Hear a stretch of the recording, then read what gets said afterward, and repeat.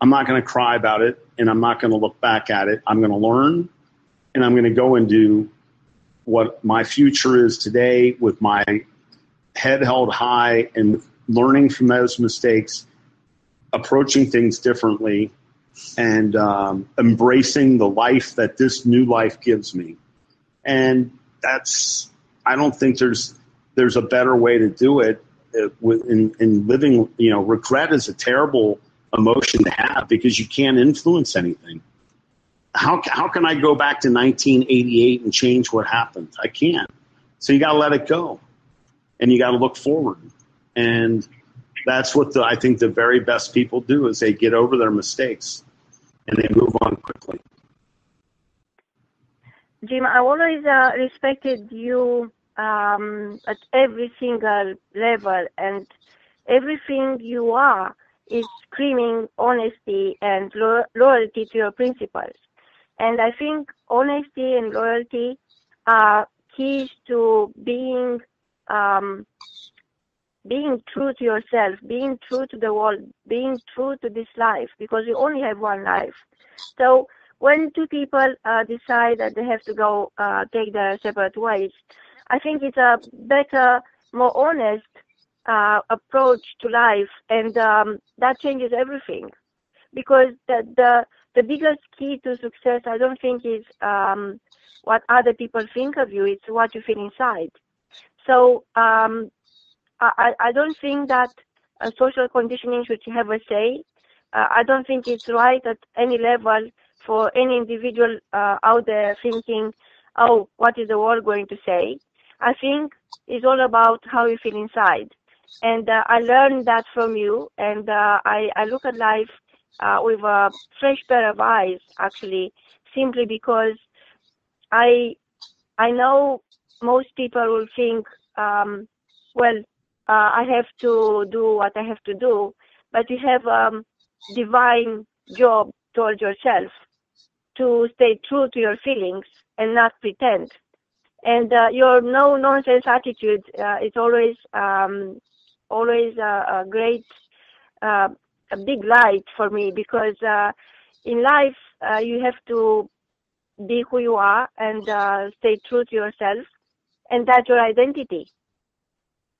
Most of the time people are trying to be somebody else, and to me that's very sad to see that happening. And I keep telling people, you don't need to be somebody else. You don't need to be perfect. You are awesome, and what makes you who you are, it's who you are. It's nothing else.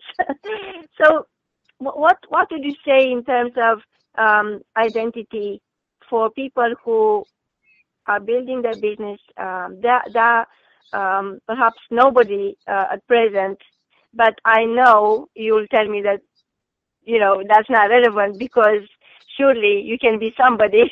So what is your advice for somebody who is starting out a new business or a new life direction? What would be your perspective on taking the next step?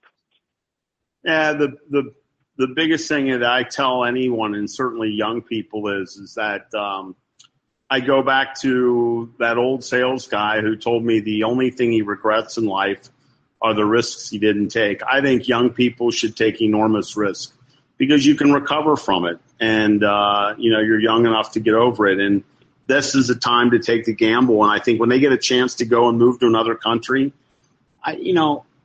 move. Go and try things. You can always move back home and move with your parents and regroup. But go and take the risk and go and see the world and go and do things and take those risks in life, because you'll regret it forever. You don't have people on their deathbed saying, I regret that I did this and this and that. They only say they regret they didn't do this and this and that. And, I've taken most of the challenges that have been thrown my way, and I've been very proud of it. And, I think you got to take enormous gambles in life, and I certainly have, to get ahead. Not stupid gambles. I mean, you don't jump out of planes without parachutes, but, you take calculated risks and you do things. And I think the issue today is many people live in the comfort principle, and they want to be comfortable all the time. comfort is the enemy of all of us. When you're comfortable, nothing happens that's meaningful. It's only when you're uncomfortable do you grow as an individual and do you grow as a person and you grow in your skill sets. And so it takes a lot of discipline to force yourself out of your comfort zone. But this is what the disciplined people do, is they force themselves out. And, I am regularly confronted with that decision myself, and I have to keep thinking, do I not want to do this because I'm afraid, or do I not want to do it because it's really not a good idea? Am I just too comfortable in my life? And that, it's a constant struggle that I think about, because I preach this all the time, and I've got to live, I've got to walk the talk myself as an individual on these types of things, not just go around and give speeches and say things. I've got to live what I say. So for me, it's simple. You got to take risks. Taking risks, it is, Jim. I lately think very much of what you are teaching us a couple of years ago, and perhaps you don't have any idea how impactful that is. Everything you teach is something that is going to help. Every single sentence I ever listen at your seminars and while you're doing your training as a coach, I use that day in, day out, and it's a way of life.